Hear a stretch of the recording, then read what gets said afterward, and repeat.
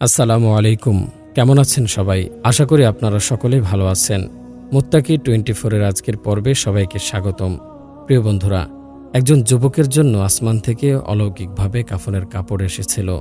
এরপর যা ঘটল তা শুনে আপনারা রীতিমতো অবাক হয়ে যাবেন। তাই ভিডিওটি সম্পূর্ণ দেখতে থাকুন। ঘটনাটি হযরত আবু আবদুল্লাহ রহমতুল্লাহি আলাই থেকে বর্ণিত। ঘটনাটি ছিল এমন, হযরত আবু আবদুল্লাহ রহমতুল্লাহি আলাই বলেন, আমি যে এলাকায় বাস করতাম সেখানকার একটি মসজিদে আমি ছিলাম। মসজিদের পাশে একটি ছোট্ট ঘরে এক যুবক বাস করত। আমি যখনই আজান দিতাম তখন দেখতে পেতাম আমার সেই প্রতিবেশী যুবক নিয়মিত মসজিদে হাজির হয়ে যেত আর প্রতি ওয়াক্ত নামাজ আমার সাথে জামাতে আদায় করত। আর নামাজের পরপরই মসজিদ থেকে বেরিয়ে নিজের ঘরের উদ্দেশ্যে রওনা দিত। তিনি বলেন, আমার সবসময় ইচ্ছে করত সেই যুবক যেন আমার সাথে কথা বলে অথবা নিজের কোনো ঘটনা আমার কাছে বলে। ঘটনাক্রমে একদিন সে যুবক আমার কাছে এসে বলল, হে আবু আবদুল্লাহ, আপনি কি আপনার কোরআন শরীফটা আমাকে কিছু সময়ের জন্য দিতে পারবেন? আমি কিছু সময় তেলাওয়াত করতে চাই।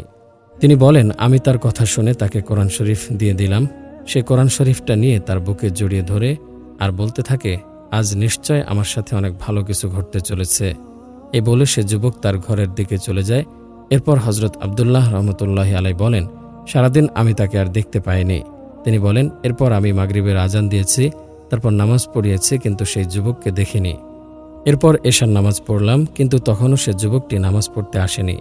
এর ফলে সেই যুবকের জন্য আমার অনেক চিন্তা হচ্ছিল।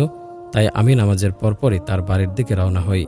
যখন আমি সেখানে পৌঁছাই তখন আমি দেখতে পাই সে যুবকটি মারা গিয়েছে এবং তার লাশ সেখানে পড়ে আছে। তার দেহের এক পাশে একটি বালতি এবং অন্য পাশে একটি মোহর পড়ে আছে, আর আমার দেওয়া কোরআন শরীফটি যুবকের বুকের উপর পড়ে আছে। আমি কোরআন শরীফটি আমার হাতে নিলাম, তারপর সকলকে তার মৃত্যুর খবরটি জানালাম। সবাই মিলে সেই লোকটিকে উঠিয়ে একটি খাটিয়াতে শুয়ে দেয়। এরপর ফজরের নামাজের সময় হয়। তখন আমি আজান দিয়ে যখনই মসজিদে প্রবেশ করতে যাব তখন সেখানে আমি নূরের মতো উজ্জ্বল একটি আলো দেখতে পাই। এটা দেখতে পেয়ে আমি সে আলোর নিকটে পৌঁছাই। আমি দেখতে পাই সেখানে কাফনের কাপড় পরে আছে।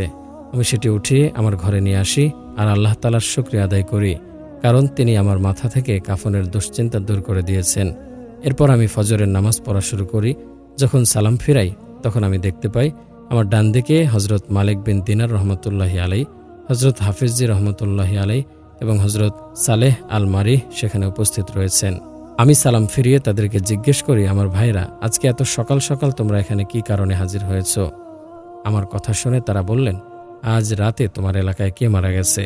তাদের কথা শুনে আমি উত্তরে বলি, হ্যাঁ, আজ রাতে আমার এখানে এক যুবক মারা গিয়েছে। সে আমার সাথে নিয়মিত নামাজ পড়ত। তখন তারা বলল, আমাদের সেখানে নিয়ে চলো। এরপর আমি তাদেরকে নিয়ে সেই যুবকের বাড়িতে পৌঁছে যাই। এরপর হযরত মালিক বিন দিনার রহমতুল্লাহি আলাই তার চেহারা থেকে কাফর সরিয়ে বললেন, হে হাজ্জাজ, আমার বাবা মা তোমার জন্য কোরবান হোক। সবকিছু ছেড়ে এমন একটি জায়গায় থাকা শুরু করেছিস যেখানে তোকে কেউ জানেও না।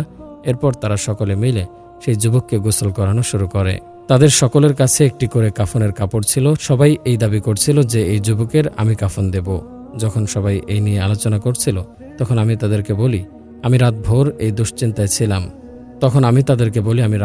এই দুশ্চিন্তায় ছিলাম যে কে এই যুবকের কাফন দেবে। কিন্তু যখন আমি সকালে মসজিদে এসে আজান দিয়ে নামাজ পড়তে যাই তখন মসজিদের সামনে আমি একটি কাফনের কাপড় পেয়েছি। আমি জানি না কে এই কাফনের কাপড় সেখানে রেখেছে। আমার মুখে এমন কথা শুনে সবাই বলতে লাগলেন, এই যুবককে সেই কাফনের কাপড় দিয়ে দাফন দেয়া হোক।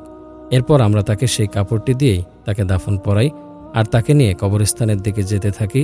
সে যুবকের জানাজাতে এত লোক হয়েছিল যে খাটিয়া ধরার সুযোগও আমার হয়নি।